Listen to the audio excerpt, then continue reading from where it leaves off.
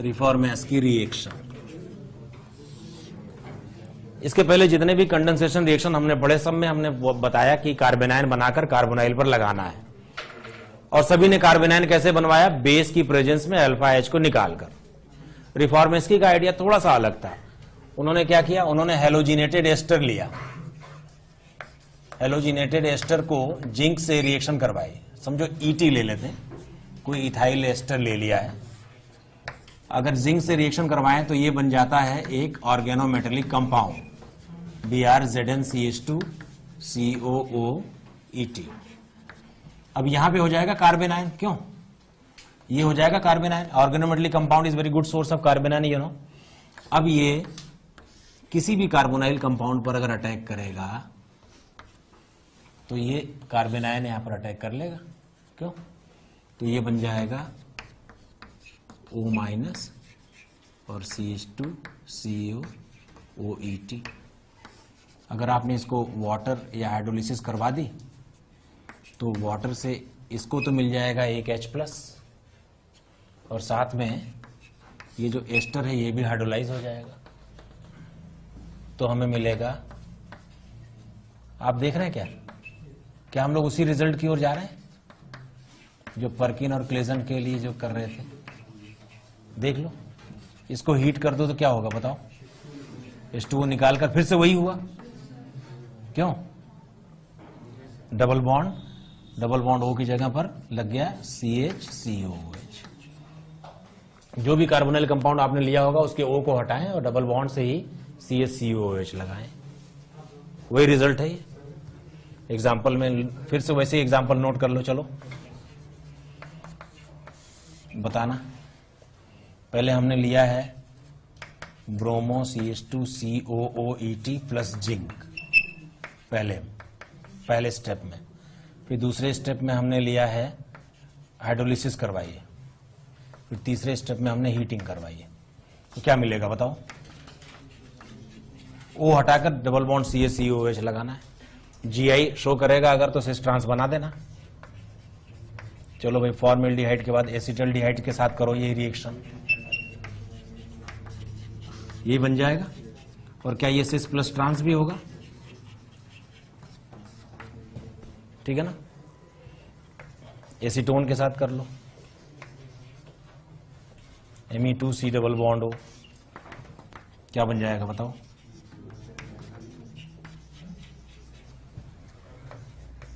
Benzaldehyde के साथ कर लो,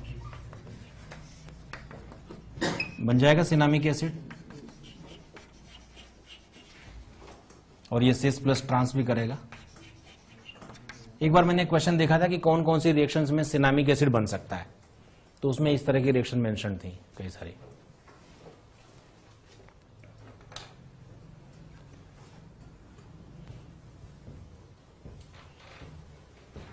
एक और रिएक्शन है फेवरेस्की।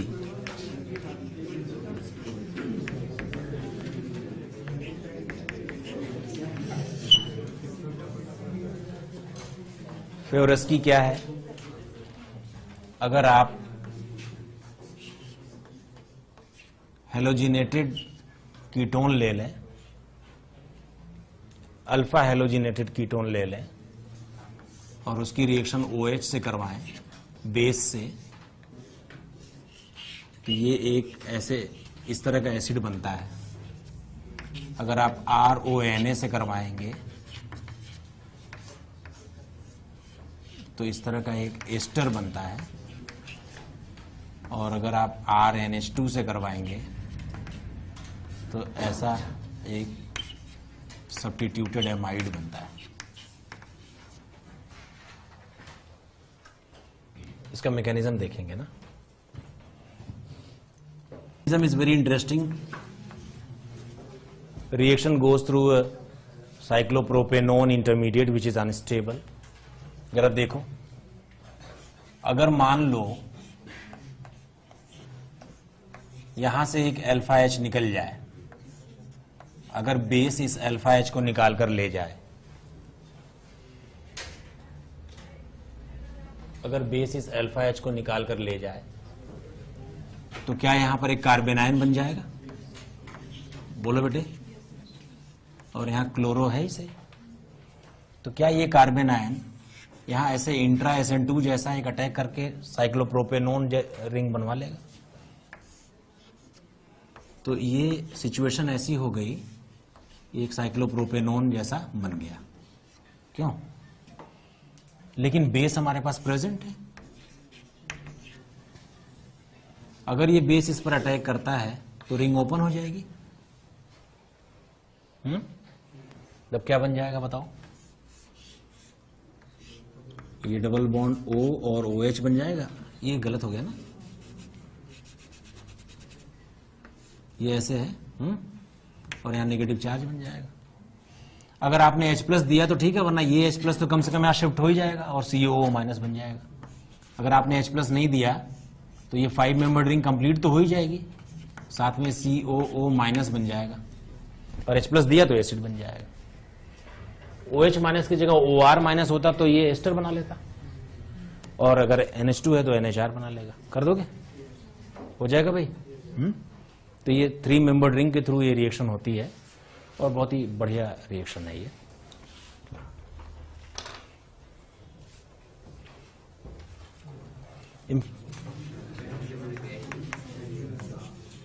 Cannizzaro reaction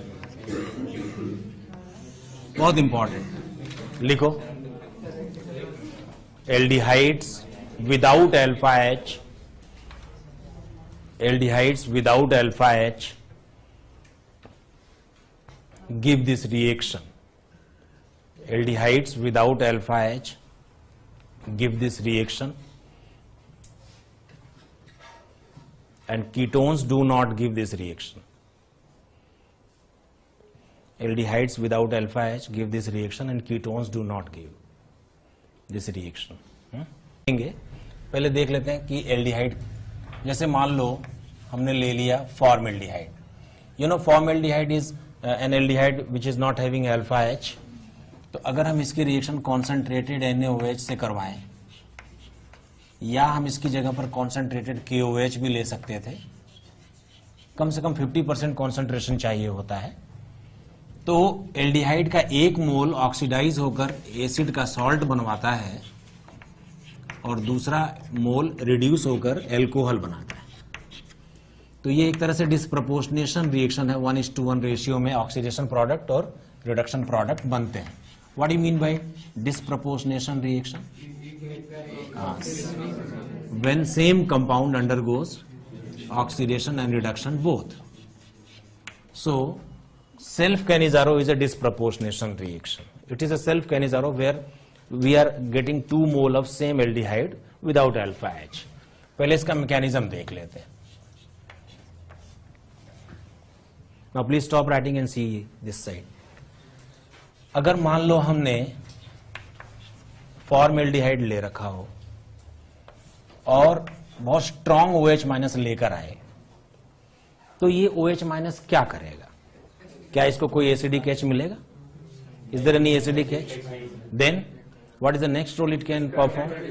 as a nucleo, correct. It may attack at carbonyl carbon as a nucleophile. ठीक है ना?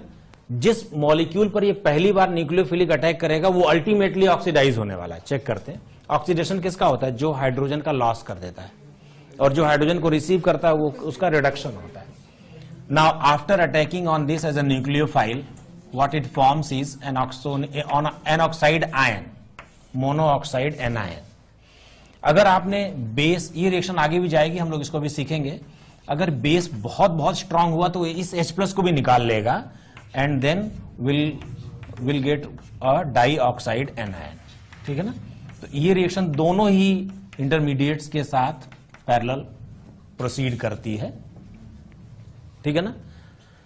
इसके बाद वाला स्टेप डिफिकल्ट स्टेप है, जिसमें ये जो ऑक्साइड एनायन है ये जब वापस आता है तो ये क्या करता है? H- को शिफ्ट करवा देता है। इसको बोलते हैं hydride shift. It is a hydride shift and hydride shift is difficult.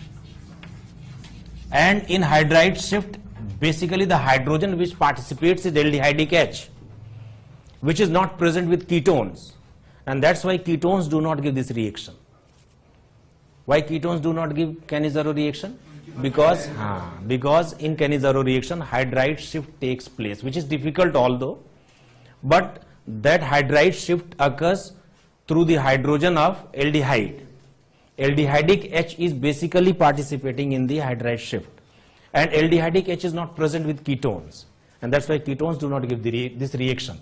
जिसने H माइनस को रिसीव किया वो रिड्यूस हो गया, और जिसने लूज किया वो ऑक्सीडाइज हो गया. तो लूज करने के बाद ये क्या बना रहा है, देखो RC double bond OH, sorry HC double bond OH, और इसने क्या बनाया भाई CH3O माइनस. अब एसिड के पास प्रोटॉन है और बेस को प्रोटॉन चाहिए, तो क्या एसिड वो प्रोटॉन दे देगा? अगर आपने H+ दिलवा दिया तो सबको मिल जाना है, वरना कम से कम ये तो दे ही देगा.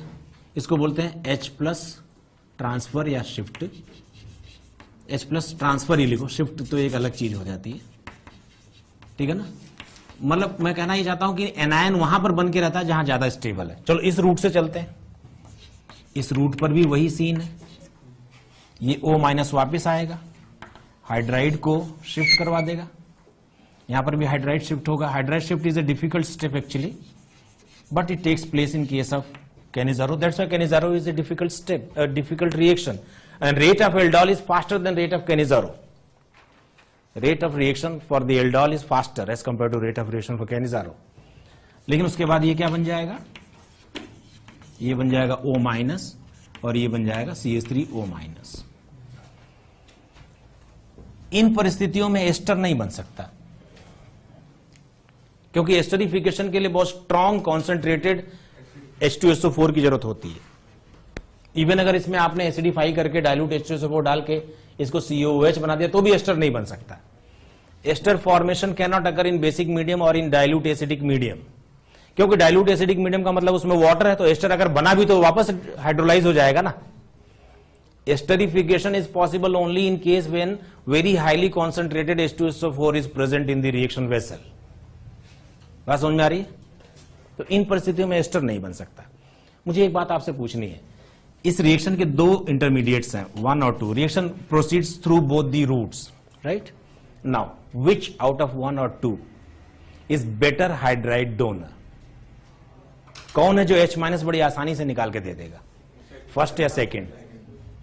बोलो. तूने सेकंड क्यों बोला? दोनों तरफ से इसको रिपल्शन मिलेगा तो H- इजेक्ट हो जाएगा. OH वाला H है उसके पास. नहीं, इसने ही तो इसको पुश किया बाहर निकालने को. यहां दोनों ओर से इसको प्रेशर है निकलने का. So second dioxide anion is a better hydride donor as compare to monoxide anion.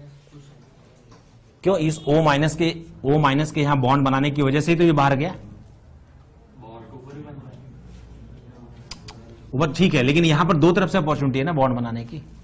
बनेगा तो एक ही बॉन्ड ना, भले अपॉर्चुनिटी. कोई बात नहीं, लेकिन इस कार्बन पे ज्यादा दबाव किस केस में है H- को बाहर निकालने का? पहले वाले केस में या दूसरे वाले केस में? दूसरे वाले केस में जाहिर है. यही नहीं, अगर आप इस पर कोई प्लसएम ग्रुप लगा देते और ज्यादा इस पे प्रेशर आ जाता है, भाई निकलो. कोई प्लसएम ग्रुप होगा जो इलेक्ट्रॉन और दे रहा है, तो H- को निकलने की और चांसेस बढ़ जाएंगे. बात समझ में आ रही? क्लियर हो रही बात? समझ जाओगे इतनी बात? जरा नोट करो.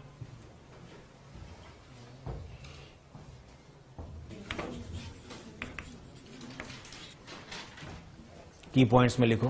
पहला point, in first step OH- attacks on carbonyl carbon as a nucleophile.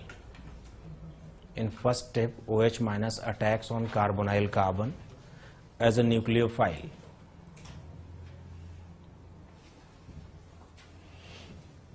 दूसरा पॉइंट लिख लो,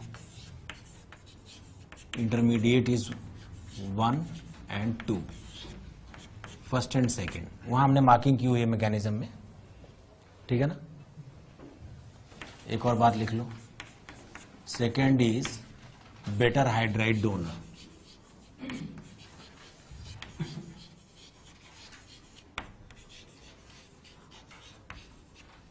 second is better hydride donor, ठीक है ना. बात समझ में आ रही है? कर दोगे अभी? एक और बात लिख लो, self Cannizzaro reaction is a disproportionation reaction. Self Cannizzaro reaction is a disproportionation reaction. इसका मतलब ये है कि इसमें जो है व्हाट यू कॉल एक मोल ऑक्सीडाइज होगा तो एक मोल रिड्यूस हो जाएगा. एक और बात लिख लो, एल्डिहाइडिक H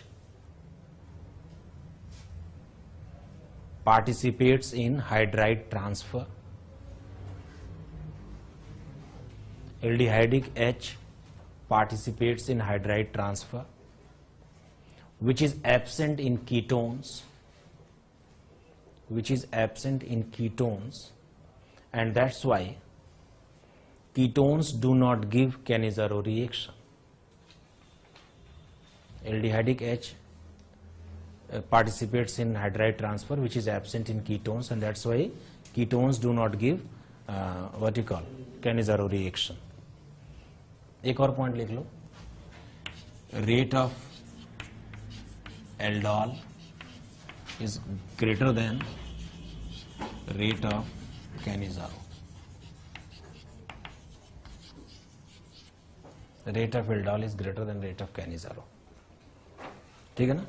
ये डाइल्यूट बेस की प्रेजेंस में ही हो जाती है, और जबकि ये जो है स्ट्रॉन्ग बेस की प्रेजेंस में करवानी पड़ती है हीटिंग के साथ. ठीक है. HCOONA और CH3OH को लेकर इसको डाइल्यूट H2SO4 में ट्रीट कर दिया ना, तो ये HCOOH बना लेगा और ये CH3OH रहेगा. ठीक है ना. लेकिन एस्टर नहीं बनेगा.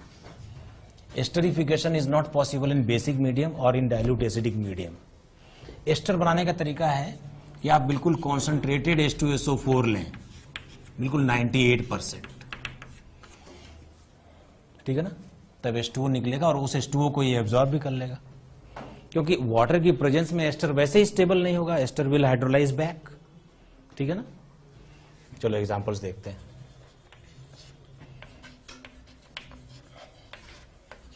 बताना भाई, कॉन्सेंट्रेटेड NaOH लिया है, कैनिज़ारो करवा रहे हैं, बोलो.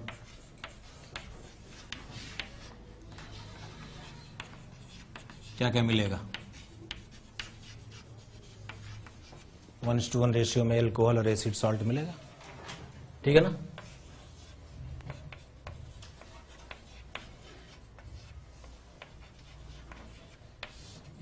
बताना.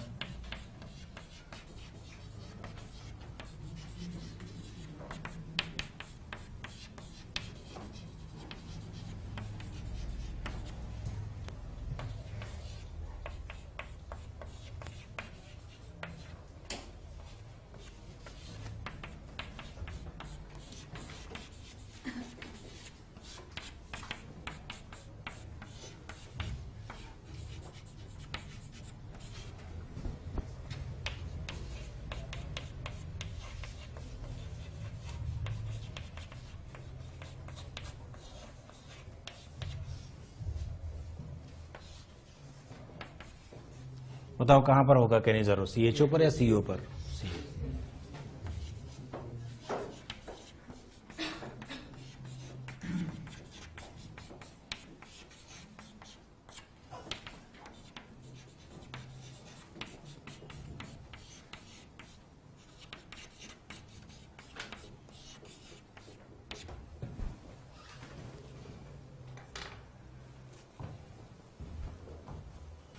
क्या होगा अगर हमने ड्यूट्रोफॉर्मेल्डिहाइड लिया होता तो? बोलो. सेम कंडीशंस में तो DCOO नहीं, हमने यहां लिया होता OH माइनस और मतलब NaOH, सॉरी, हमने लिया है कॉन्सेंट्रेटेड NaOH. यहां पे क्या मिलेगा बोलो? मैं आपको बताता हूं. आपने सबसे पहले क्या करवाया? आपने सबसे पहले OH माइनस का अटैक करवाया, तो ये O माइनस बन गया. क्यों? अब इस O माइनस के ऊपर एक OH आ गया. क्यों? फिर आपने ड्यूटराइड ट्रांसफर करवाया, हाइड्राइड की जगह ड्यूटराइड ट्रांसफर हुआ। जब ये O माइनस बन गया तो D माइनस ट्रांसफर हो गया, क्यों? तो क्या बन गया बताओ? ये बन गया COOH और CD3O माइनस। इसमें से H प्लस इसको शिफ्ट हुआ, क्यों? H प्लस ट्रांसफर के बाद ये क्या बन गया? DCOO माइनस और ये बन गया CD3OH। तो एक्चुअली अल्कोहल के ऊपर जो H आया, OH आया है, वो NaOH से आया। OH का जो H प्लस आया। क्या होता अगर आपने इसी फॉर्मेल्डिहाइड के 2 मोल पर कॉन्सेंट्रेटेड NaOD ले लिया होता, तो वहां भी D आ जाता। समझ नहीं पा रहे हो? DCOO माइनस और CD3OD। तो फिर ये आपके लिए क्वेश्चन है, कॉन्सेंट्रेटेड NaOH के साथ आपने रिएक्शन करवाई, बताएं। 2 नहीं, हाँ 2 तो बनते हैं सब में यार, उसमें क्या? नहीं,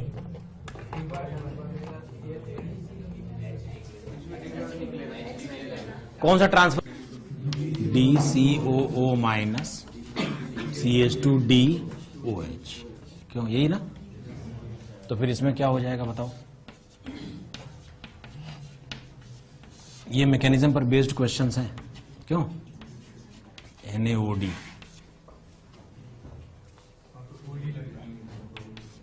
DCOO माइनस CH2DOD, ये हो जाएगा ना?